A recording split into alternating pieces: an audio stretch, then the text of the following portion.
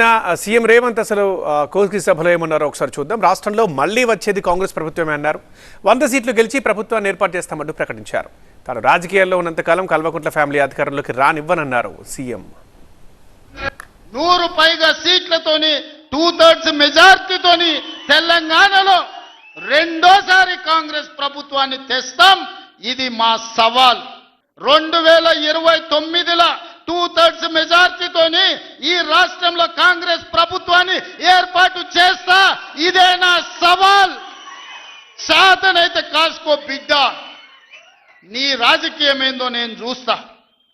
నేను రాజకీయం చేసినంత కాలం ఈ కల్వకుంట చూసేటోళ్ళు కాలకుంట విషం లాంటి కేసీఆర్ కుటుంబాన్ని అధికారులకు రానివ్వను. ఇదే నా శపథం, ఇదే నా శపథం. కొడంగల్ బిడ్డగా ఈ గడ్డ మీద నుంచి నేను శపథం చేస్తున్నా. నేను రాజకీయాలలో ఉన్నంతసేపు రాబోయే ఎన్నికల్లో కేసీఆర్ కుటుంబానికి అధికారం అనేది ఇక కళ.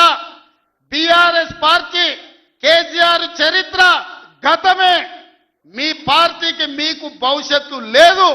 ఎవడైనా చర్చించుకుంటే పొద్దుపోయినప్పుడు మాట్లాడుకోవడానికి పనికొచ్చే చరిత్రనే తప్ప భవిష్యత్తు తెలంగాణ రాష్ట్రానికి నీ తరఫున ఒరిగేది ఏమీ లేదు.